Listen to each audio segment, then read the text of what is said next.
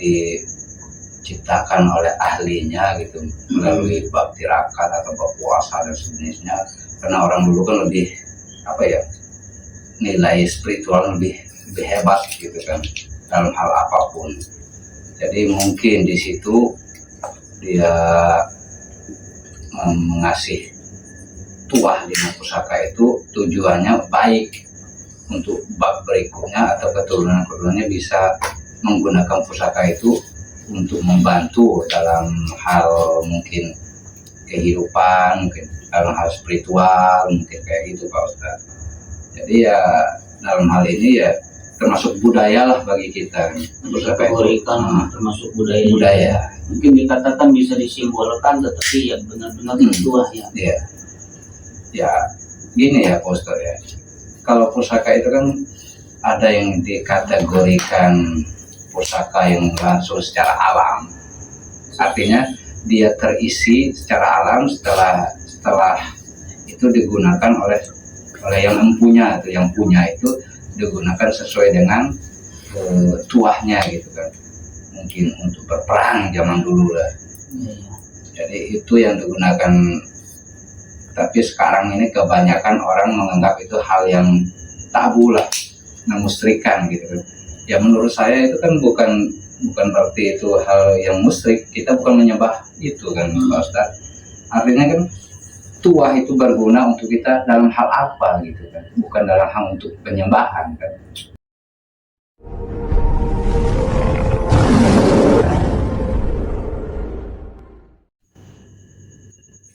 Assalamualaikum warahmatullahi wabarakatuh. Waalaikumsalam warahmatullahi wabarakatuh. Salam sejahtera, semoga sehat selalu. Alhamdulillah kita bisa kumpul kembali untuk berbincang-bincang sambil ngopi dan ngaji bersama A.A. Rijal dengan A.A. Aden. Iya Ustaz. Sehat? Alhamdulillah. Sehatnya Alhamdulillah. Mungkin untuk tema malam ini kita akan sedikit membahas tentang pusaka bertuah. Jadi mengenai tentang pusaka, mungkin di daerah kita Nusantara sudah tidak asing lagi nyanya. Ya benar. Karena yang mungkin dulu kita terkenal daerah-daerah kerajaan.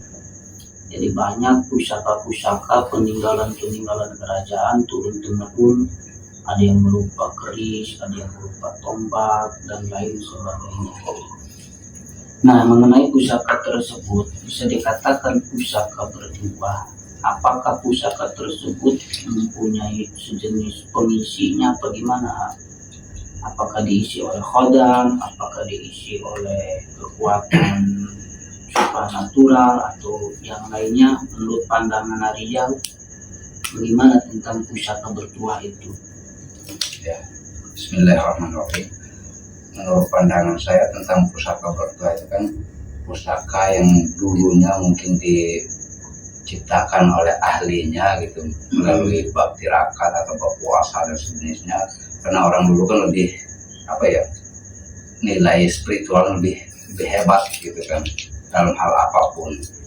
Jadi mungkin di situ dia mengasih tuah di pusaka itu tujuannya baik untuk bab berikutnya atau keturunan-keturunannya bisa menggunakan pusaka itu untuk membantu dalam hal mungkin kehidupan, mungkin dalam hal spiritual, mungkin kayak gitu Pak Ustadz. Jadi ya dalam hal ini ya termasuk budaya lah bagi kita. Pusaka itu termasuk budaya. Mungkin dikatakan bisa disimbolkan, tetapi ya benar-benar bertuah ya. Iya. Ya gini ya Pak Ustadz ya. Kalau pusaka itu kan ada yang dikategorikan pusaka yang langsung secara alam. Artinya dia terisi secara alam setelah itu digunakan oleh yang mempunyai, atau yang punya itu digunakan sesuai dengan tuahnya gitu kan. Mungkin untuk berperang zaman dulu lah. Jadi itu yang digunakan. Tapi sekarang ini kebanyakan orang menganggap itu hal yang tabu lah, memusyrikan gitu kan. Ya menurut saya itu kan bukan berarti itu hal yang musyrik. Kita bukan menyembah itu kan Pak Ustadz. Artinya kan tuah itu berguna untuk kita dalam hal apa gitu kan, bukan dalam hal untuk penyembahan kan. Adapun yang disalahgunakan orang itu wallahualam, itu menurut saya Pak Ustadz. Jadi pusaka tersebut diciptakan oleh orang-orang terdahulu, mungkin untuk budaya atau simbol, dan mungkin di sisi lain kan ada kekuatan juga ya, bisa digunakan untuk berperang ya. Tapi dalam pembentukan benda-benda pusaka tersebut, apakah didapatnya secara pembuatan alami terus diisi, apa secara mengambil daripada alam-alam gaib itu? Ya, bisa juga itu diambil dari alam gaib, diisi oleh orang yang ahlinya gitu Pak Ustadz.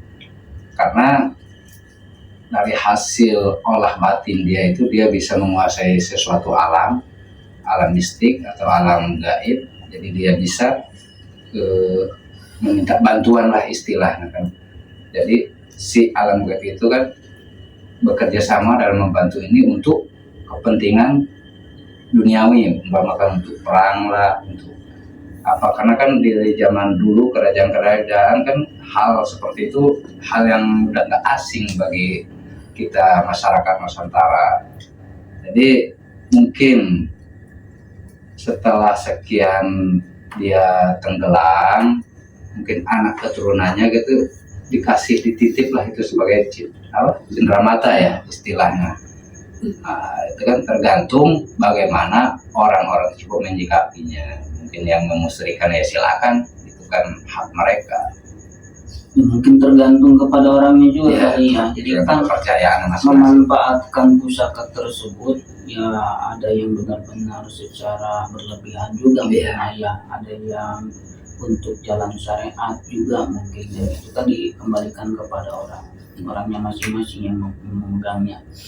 Namun ada suatu kejanggalan seketika orang yang memegang benda pusaka tersebut, terus dia tidak tahu tata cara untuk memegangnya. Apakah ada pengurusan, apakah harus bagaimana tindakan untuk menjaga benda pusaka tersebut. Suka mendengar katanya ada yang kelindih, senjata makan tuan. Apa itu bisa terjadi Tuan?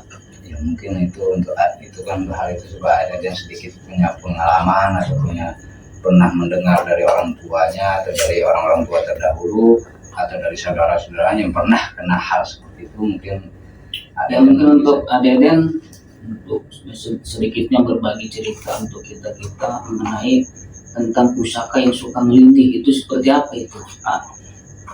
Ya, turun Pak Ustadz. Bismillahirrahmanirrahim. Jadi tentang masalah pusaka yang memang ngebalik ke diri seseorang ya. Maksudnya dikategorikan yang punya pusaka itu kena imbasnya ke diri dia ya Pak Ustadz ya. Jadi memang gini Pak Ustadz, ini menurut versi Deden ya. Saya pernah punya, bukan pengalaman pribadi sih, pengalaman tahu gitu tentang hal itu. Jadi memang kadang-kadang saya berpikir entah benar dan tidak itu kembali ke keyakinan kita ya sebenarnya. Nah jadi waktu saya masih belum memahami tentang bab pusaka, pernah mendengar juga dulu tuh. Jadi salah satu seorang punya pusaka. Nah ternyata dia tidak bisa merawatnya. Arti merawat kan bukan berarti kita untuk memusyrikan, sebenarnya bukan. Kalau versi saya, karena sebenarnya merawat pusaka itu seolah-olah kita ingat kepada yang ngasih atau yang menitipkan adabnya gitu. Maksud saya arahnya ke situ kalau saya. Cuma mungkin pada saat itu ada salah satu orang yang dititipkan amanah dari pusaka tersebut, dia tidak paham, arti tidak paham cuma hanya disimpan, terus dia cuma hanya melihat, tidak dia rawat secara mungkin seperti entah dikasih minyak dan sebagainya ya. Nah singkat cerita, tiba-tiba ada salah satu keluarganya yang sakit. Nah ketika keluarganya sakit itu, Ya namanya di lingkungan kita kan memang non medis dan medis itu kan berdampingan lah, saya anggap berdampingan Pak Ustadz. Nah dia ke medis udah, menurut medis ya memang normal, Lebih sakit. tapi kondisi dengan keadaan sakit. Nah akhirnya salah satu orang itu membawanya ke salah satu ustadz dan kiai gitu kan, bahkan orang-orang spiritual yang memahami di bidang itu. Nah pada saat itu dia menanyakan bahwa kondisi ini lagi kurang sehat. Nah udah saling ketemu ya, yang diobatin dan yang mau ngobatin. Akhirnya secara tidak langsung orang yang mengobati tersebut secara spiritual atau secara ilmu non medis, dia bicara ini mah sakitnya karena salah satu sababnya pusaka, katanya seperti itu. Nah coba diingat-ingat, ternyata benar ketika orang ini ngomong tentang bab pusaka, kebetulan dia punya gitu. Yang punya bukan yang sakitnya tapi keluarganya. Nah akhirnya kasih arahan Pak Ustadz bahwa dia sakit itu memang didasarkan unsurnya, mungkin wallahu alam bisawab ya, unsurnya gara-gara kelindi, kalau kata bahasa Sunda mah gitu Wak. Mungkin teledor ya. Jadi Teledor. Mungkin kalau versi saya sih berpikir seperti ini, mungkin diberikan salah satu apa di tanda mata itu, terus dia tidak bisa mengurus, mungkin sakitnya ini diingatkan biar lebih bahwa benda itu juga bermakna gitu. iya gitu lah maksudnya mungkin Bos. Memang saya pernah itu mendengar salah satu kejadian tersebut Bos. Makanya saya kalau bicara tentang bab pusaka ya pernah tahu gitu, pengalaman itu bukan saya pribadi, ada saudara gitu kan yang pernah ngalamin seperti itu Bos. tapi untuk pandangan Aden sendiri mengenai benda-benda pusaka yang bertuah itu, mungkin untuk benda-benda yang bertuah apakah semuanya positif, apa ada yang negatif juga? Ya mungkin kalau misalkan Pak Ustadz menanyakan antara positif dan negatif, ya ada dua unsur Pak Ustadz, memang benar. Jadi dari benda itu ada yang negatif dan ada yang positif. Ada yang juga. positif, ada yang negatif. Nah itu pun kembali ke kita sebenarnya, cara kita yang memang bisa menetralkan secara pribadi. Seperti contohnya lah, ada kan benda pusaka yang disebut batara karang, rantai babi. Iya. Apakah dari sebutan-sebutan nama seperti itu kan menurut versi saya kan dari namanya juga sudah angker gitu. Iya benar-benar. Batara karang, rantai babi. Jadi pola pikir saya wah kurang baik. Apakah selalu kita baik? Apa ada yang baik juga hal tersebut lah? Ya sebenarnya untuk arah ke situ ya tentang masalah batara karang, kalau memang misalkan dia kan anggaplah kita arahkan ke yang negatif ya, ke negatif. Tapi kalau misalkan tidak diaktifkan secara negatif itu sebenarnya mah tidak akan terjadi apa-apa Wak. Tidak ada efek sebenarnya kalau menurut saya. Tidak kehilangan tuah kalau nggak diikuti gitu. Gitu sebenarnya Wak. Tapi kalau misalkan kita mau buat benda tersebut ke arah negatif bisa aja ya, dengan cara mungkin syarat kan gitu kan, entah apa itu syaratnya bisa gitu. Tapi ada pengisinya juga kan, ada pengisinya, maksudnya diisi oleh hodam lah, seperti apa begitu, apa kekuatan secara unsur alam apa gimana itu benda-benda bertuah itu? Ada secara unsur alam yang sifatnya alami ya Pak Ustadz ya, ada yang memang sifatnya unsur seperti jihadan, yang diisi. Diisi ada yang seperti itu. Cuma yang menurut saya yang lebih condongnya yang selalu ke badan itu sering ngelindi bahasa Sundanya, itu yang secara alami itu, yang alami itu. Yang alami. Yang unsur alami. Itu yang lebih condong ke diri itu yang sering kontak ya, karena dia pun mungkin kali sama iya bisa gitulah Wak, mungkin pengertiannya. Mungkin di kalangan kita juga ya, yang bukan orang-orang yang dianggap biasa aja ya, mungkin orang-orang yang ditokohkan juga ya, saya juga pernah lah ngobrol ya, itu punya seperti benda-benda bertuah tersebut kan ya. Berarti itu mah tergantung kita yang memegangnya kali ayah. Iya. Jadi tidak untuk disembah mungkin ya, secara dikategorikan tadi ya, untuk secara penghormatan merawatnya mungkin. Nah, tapi misal seketika seseorang nih dititipi oleh seseorang, tahu dari orang tuanya atau dari temannya, dia itu tidak tahu sama sekali tentang benda-benda tersebut. Ya saya kan takutnya seketika dia memegangnya, takut tadi ngelindungi. Ya bagusnya gimana tuh? Seketika seseorang tidak tahu dikasih benda pusaka, apakah diterima, apakah gimana dulu tuh? Antisipasinya gitu Iya. Pak Ustadz, ya. Jadi sebenarnya gini Pak Ustadz, misalkan kita diamanahkan oleh siapa aja ya, mau orang tua, mau misalkan temen, diamanahkan salah satu benda pusaka. Nah kalau saya pribadi, ketika saya memindsetkan atau mensugesti diri saya bahwa benda tersebut hanya cenderamata, itu menurut saya nggak masalah. Jadi cenderamata tersebut yang mana ketika kita melihat sosok yang dia berikan atau benda yang dia berikan, kita tuh seolah ingat dengan orang yang memberikan gitu. Nah itu pun menurut tentang ke diri kita seperti sugesti yang apa yang kita mau ya. Tapi kalau misalkan menurutnya lain lagi versi seperti itu ada juga Pak Ustadz, yang memang jangan diterima. Karena Kalau menurut saya kan gini, kalau yang jihadan itu kemungkinan bisa kayak gitu, tapi kalau yang alami nggak bisa, karena itu dia kan harus melalui jalur keturunan. Iya. Karena kalau nggak dari jalur keturunan, dia itu akan berefek ke keturunan yang harus menerima gitu Pak Ustadz. Itu menurut pengalaman gitu, kejadian-kejadian yang sering terjadi di masyarakat ya seperti itu. Tapi untuk pandangan Arijal sendiri kan ada, jadi benda-benda pusaka yang harus disubuh, seperti dikasih kopi pahit, menyan, menyan. Apakah secara penilaian hal tersebut ya untuk kita mengantisipasi supaya tidak terjadi kepada hal yang syirik, harus bagaimana cara menyikapinya tuh? Ya begini ya Pak Ustadz, untuk hal seperti itu kan sebenarnya itu kan budaya kita dulu, budaya orang-orang tua kita yang sampai kepada kita saat ini kan harus pakai menyan, terus pakai segala macam. Itu kan sebenarnya kan itu kan apa ya, Simbol kali. simbolik. Artinya gini, kalau ada orang yang bertamu, ya yang orang yang bertamu kan si tuan rumah harus menghormati. Nah menurut pendapat saya hal seperti itu yang terjadi. Cuma yang bertamu di sini kan bukan dalam bentuk wujud dohir, jadi wujud gaib gitu kan. Jadi apakah hal itu termasuk hal yang nyeleneh atau musyrik? Ya menurut saya tergantung orang yang melakoni.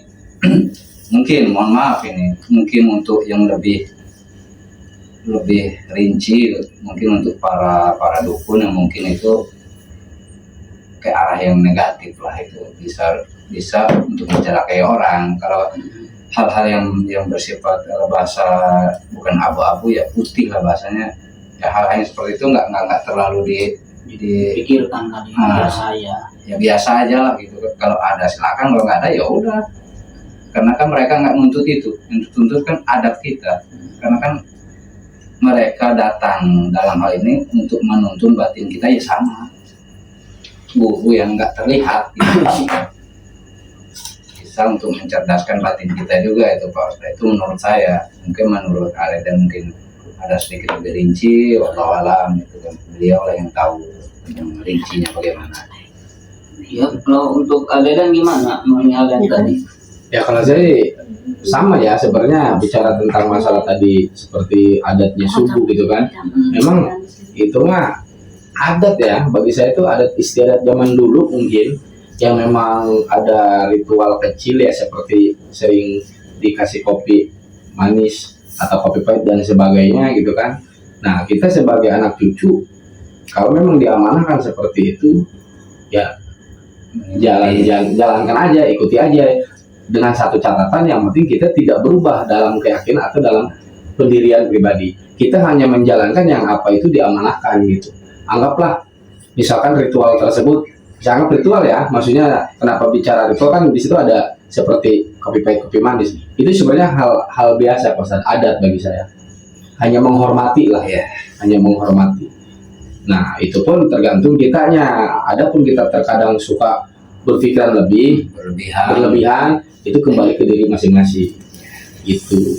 Tapi untuk cara mengonekkannya, mungkin kan ada seseorang yang mempunyai benda pusaka tersebut, tetapi untuk mengoneksikan dirinya kepada benda pusaka tersebut, mungkin ada juga yang tidak tahu. Nah, jangan dikatakan tadi kan benda pusaka itu ya bisa kan untuk secara syariat ya, secara syariat bisa dipinta bantunya lah untuk secara syariat. Karena saya juga kan pernah melihat lah ada seperti orang kesurupan, seperti orang sakit, ya cara pengobatannya menggunakan keris. Itu apakah harus ada koneksi dia dengan pusaka? Apakah dalam arti kita meminta bantuannya apa secara langsung, gimana itu? Sebenarnya menurut saya gini Pak Ustaz. Jadi sebenarnya ketika kita ingin mengkoneksikan energi kita atau misalkan diri kita dengan hal seperti itu rinciannya yang lebih menurut saya lebih ke arah tawasul Pak Ustaz. Tetap kita meminta kepada Allah ya, Allah Subhanahu wa taala. Kita meminta kepada Allah dengan cara wasilah buat bertawasul gitu tuh. Jadi entar hal-hal seperti itu tidak dipinta pun ketika sudah kita ibarat benar-benar punya keyakinan kepada Allah, insya Allah. Karena kenapa? Metode saya tuh kalau misalkan kita ingin misalkan ngobatin orang, seumpamanya ya kata Pak Ustadz tadi kan ada salah satu orang ngobatin pakai keris. Kalau kita meminta langsung ke kerisnya, itu terkadang awas, hati-hati. Karena apa? Mendampakkan kita mempunyai keyakinan entar ke situnya gitu. Yang dikhawatirkan takut lama kelamaan ada perubahan dalam diri. Nah makanya kalau adatnya orang tua dulu, kalau memang dia memberikan salah satu amanah pusaka zaman dulunya atau pusaka bekas perjuangan dia mengarahkannya kepada anak cucu itu sebelum ini tawasul dulu. Tawasul ke siapa? Ke yang memberikan. Apa tata cara memakainya Nah, seperti tata caranya. Jadi bisa dikategorikan gini kali menurut saya makannya yang mungkin kan beda resepsi pola pikir doang kan ya. Seperti kan kalau dimasukkan ke zaman sekarang, zaman modern, sama juga kan ya banyak alat-alat seperti alat pijit, punya kekuatan dia pijit sendiri atau alat yang manapun, yang mungkin benda pusaka tersebut kan, jadi satu benda pusaka mempunyai fungsi kali. Jadi tergantung kita. Jadi kalau mau mengaktifkan fungsi tersebut, ya kita juga harus tahu tata cara mengaktifkannya. Seperti mau mengaktifkan alat pijit, kita tekan on-nya, mungkin seperti itu kali ada. Seperti itu Pak Ustaz. Seperti itu. Terus untuk benda pusaka sendiri, jadi untuk si pemegangnya, mungkin kan dikhawatirkan kan ada negatif dan ada positifnya juga ya. Jadi positifnya untuk pemegang yang memegang benda pusaka seperti apa, jadi efek negatifnya seperti apa apabila kita lalai atau gimana, itu menurut pandangan gimana positif dan negatifnya? Nah, kita harus tahu dulu dari benda pusakanya ini berbentuk apa, jenisnya Pak. Kadang kalau misalkan ada salah satu pusaka yang berbentuk jenisnya keris, terkadang itu ada salah satu kajian juga di situ. Kadang orang tua dulu kadang menilai tentang pusaka tersebut lewat look katanya, look berapa nih. Nah itu ada pelajarannya katanya Pak Ustadz, ada kajian tertentu lah mungkin orang tua dulu, karena kesini zaman modern kan kita tidak memahami hal seperti itu ya. Cuma kalau misalkan tadi, kalau unsur benda pusaka tersebut positif itu ke kitanya seperti membawakan apa namanya hal-hal aura yang memang bikin ketenangan, kedamaian ya. Iya, ketenangan dalam arti penjiwaan kita nih tenang. Tapi kalau misalkan yang negatif itu perasaan pembawaan ke diri kita secara pribadi, perasaan agak sedikit kontak juga Wak, beringsang, kadang-kadang nggak tenang. Apalagi kalau misalkan ada pusaka yang negatif, contoh kita punya bayi apa anak kecil, kadang-kadang suka ke situ tuh Wak, selalu ngeganggu mungkin ya, wallahu a'lam. Cuma bicara fakta atau tidak ya, kebanyakan di masyarakat sih banyak juga kejadian seperti itu.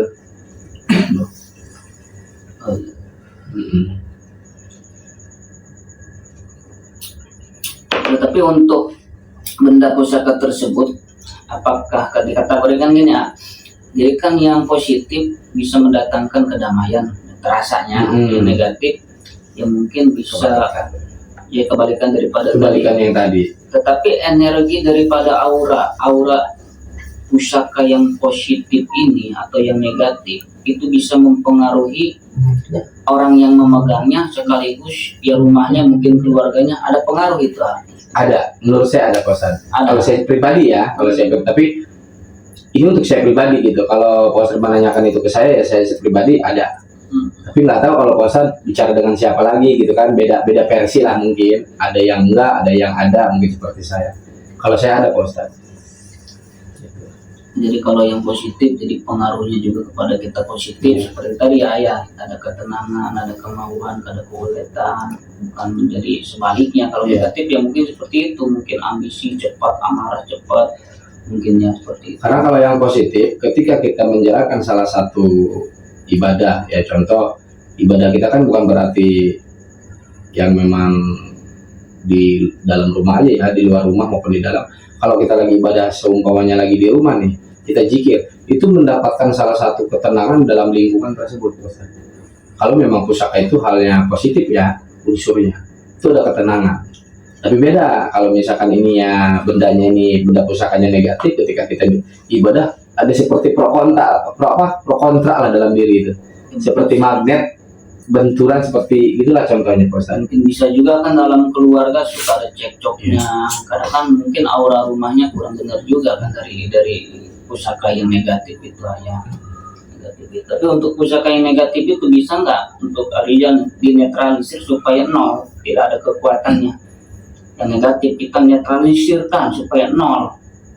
Biasanya gini Pak Ustadz, kalau orang itu otomatis lawannya orang, kalau pusaka otomatis lawannya pusaka. Jadi kan pusaka yang negatif itu bisa dinetralkan oleh pusaka yang lebih tinggi dari derajatnya dari dia.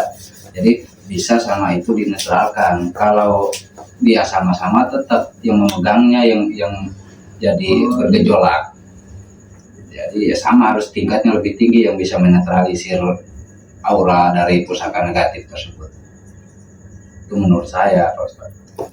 Jadi, tapi kalau istilahnya seseorang sudah tahu nih ini pusaka kurang beres nih, apa dibuang saja gitu?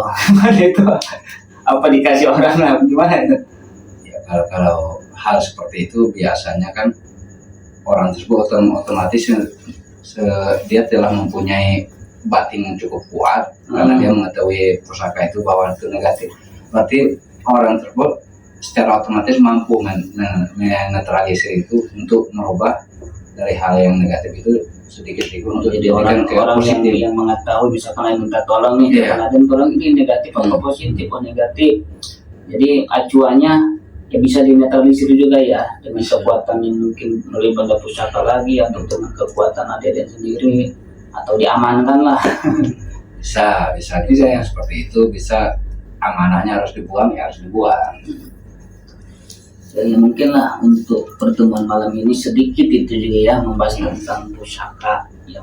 Jadi simpulnya, siapapun orang yang mempunyai benda pusaka ya, mungkin untuk dirinya atau di rumahnya, tetap kita tidak boleh mentuhankan pusaka tersebut. Adapun pusaka tersebut bertuah, ya mungkin itu salah satu jalan syariat kita ya, jalan syariat kita. Karena bisa dikategorikan musyrik ya seketika kita menyembah sesuatu. Kalau untuk menghormati, yang menurut saya bukan musyrik itu ya, budaya ya. Mungkin saya tutup untuk pertemuan saat ini dengan assalamualaikum warahmatullahi wabarakatuh. Waalaikumsalam.